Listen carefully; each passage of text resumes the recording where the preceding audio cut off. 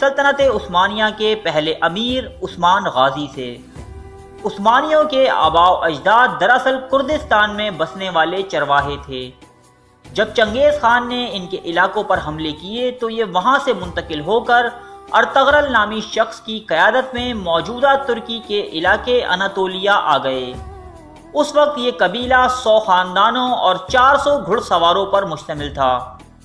اس علاقے میں ترکی نسل کے ہی لوگوں جنہیں سلجوقی کہا جاتا تھا کی بادشاہت قائم تھی۔ سلجوقی حکومت اپنا عروج گزار چکی تھی۔ سلجوقیوں نے عالم اسلام کو الپ ارسلان جیسے بادشاہ دیے تھے، جنہوں نے صرف 15,000 کے لشکر کی مدد سے رومیوں کے 1 لاکھ جم غفیر کو عبرتناک شکست سے دوچار کیا اور رومیوں کو اپنا باج گزار بنا لیا تھا۔ مگر اب یہ حکومت ایک طرف تاتاری یعنی منگولوں کے حملوں اور دوسری طرف رومیوں سے برسر پیکار ہو کر روز بروز اپنے زوال کی طرف گامزن تھی۔ جب ارطغرل اپنے مختصر سے قبیلے کے ساتھ اناتولیا پہنچے تو یہاں 2 گروہوں میں خون ریز جنگ جاری تھی۔ ایک طرف رومیوں کا لشکر جرار تھا اور دوسری طرف سلجوقیوں کی چھوٹی سی فوج۔ ارطغرل چونکہ فطرتاً ایک بہادر انسان تھا، اس نے کمزور اور چھوٹے گروہ کا ساتھ دیا۔ قسمت اس کے ساتھ تھی، اس لیے فتح نے ان کے قدم چومے۔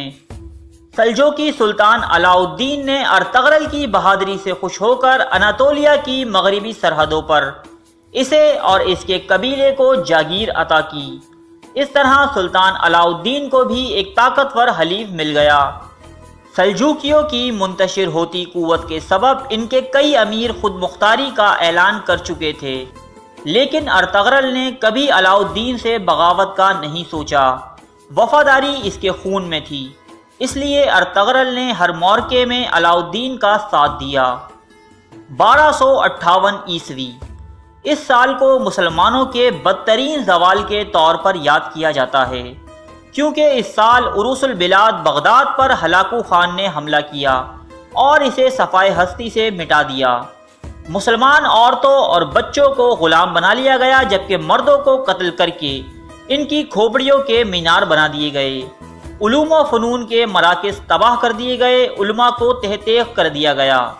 ایسی قتل و غارت گری اور تباہی کے بعد لوگ سوچتے تھے کہ مسلمان اب پہلے جیسا مقام حاصل نہ کر پائیں گے، لیکن تقدیر ان پر ہنس رہی ہوتی تھی، کیونکہ اسی سال یعنی 1258 میں ارطغرل کے ہاں ایک لڑکا پیدا ہوا جس کا نام عثمان رکھا گیا۔ مستقبل میں اس لڑکے کی نسل سے ایک ایسی قوت تشکیل پانی تھی کہ جس کا مقابلہ کرنے کی سکت ایشیا، یورپ یا دنیا کی کسی فوج میں نہ تھی۔ عثمان آداب و اخلاق اور ذہانت میں اپنے باپ سے کسی صورت کم نہ تھا۔ یہ بھی اپنے باپ کی طرح ہمیشہ سلجوقیوں کا وفادار رہا۔ نوجوانی کے دنوں میں عثمان ایک بزرگ کے پاس علم حاصل کرنے جایا کرتا تھا۔ ان بزرگ کی ایک نہایت ہی حسین و جمیل صاحبزادی تھیں جن کا نام مال خاتون تھا۔ جب عثمان نے مال خاتون کو دیکھا تو وہ اس پر فدا ہو گیا۔ عثمان نے ان بزرگ کے سامنے مال خاتون سے شادی کی پیشکش ظاہر کی۔ عثمان چونکہ ایک امیر گھر کا چشم و چراغ تھا، جبکہ یہ بزرگ ایک غریب درویش، اس لیے انہوں نے عثمان کو انکار کر دیا۔ اس کے بعد مال خاتون کی خوبصورتی اور علمی صفات کو دیکھتے ہوئے کئی سرداروں نے اسے شادی کی پیشکش کی، جو کہ عثمان سے رتبے اور جاہ و جلال میں بہت آگے تھے، لیکن ان بزرگ نے ان سب کو منع کر دیا۔ ایک رات عثمان نے ایک خواب دیکھا کہ ایک چاند ہلال کی صورت میں اس کے بزرگ استاد کے سینے سے نکلا اور عثمان کے سینے میں داخل ہو گیا۔ پھر اس کے پہلو سے ایک زبردست درخت نمودار ہوا جو بڑھتا ہی چلا گیا، یہاں تک کہ اس کی شاخیں بحر و بر پر چھا گئیں۔ درخت کی جڑ سے دنیا کے 4 بڑے دریا دجلہ، فرات، نیل اور ڈینیوب بہہ رہے تھے، اور 4 بڑے پہاڑ کوہ کاف، کوہ بلکان، کوہ طور اور کوہ اطلس اس کی شاخوں کو سنبھالے ہوئے تھے۔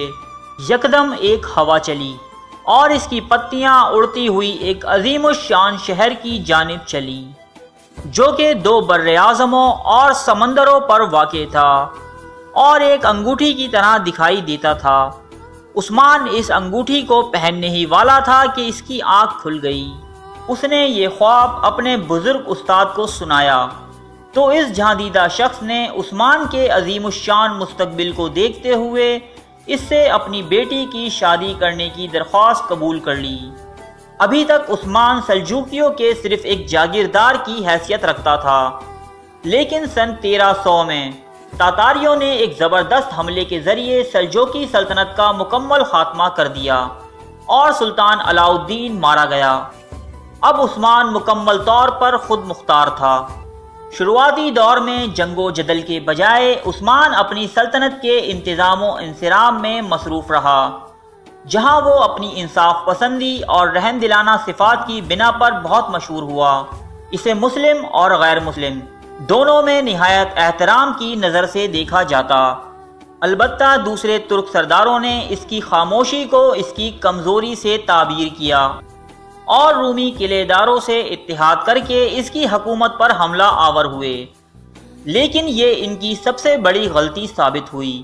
عثمان نے یکے بعد دیگرے ان تمام سرداروں کو شکست دی اور وہ قلعے پر قلعے فتح کرتا چلا گیا، یہاں تک کہ قیون حصار کے مقام پر شہنشاہ قسطنطنیہ کی فوجوں سے اس کا سامنا ہوا۔ یہاں بھی اسے شاندار کامیابی حاصل ہوئی۔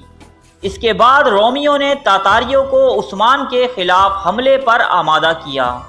عثمان نے اس جنگ میں اپنے بیٹے اور خان، جسے مستقبل کا سلطان بننا تھا، اس کو مقابلے کے لیے بھیجا۔ اس نے اپنے باپ کے نقش قدم پر چلتے ہوئے تاتاریوں کو ایسی عبرتناک شکست سے دوچار کیا کہ وہ دوبارہ ادھر نہ بھٹکے۔ رومی حکومت کے کئی علاقوں کو فتح کرنے کے بعد عثمان نے بروسا شہر کا محاصرہ بھی کر لیا۔ یہ محاصرہ 10 سال تک جاری رہا، یہاں تک کہ عثمان کی موت کا وقت قریب آ گیا۔ عثمان نے اپنے بیٹے اور خان کو بلا کر اپنی آخری خواہش ظاہر کی کہ وہ بروسا شہر میں دفن ہونا چاہتا ہے۔ اب یہ ایک بیٹے کا امتحان تھا۔ عثمان کے بیٹے اور خان نے بروسا پر نہایت ہی کامیاب حکمت عملی کے ساتھ حملہ کیا، اور جو کام اس کا باپ 10 سال میں نہ کر پایا تھا چند ہی دنوں میں کر دکھایا۔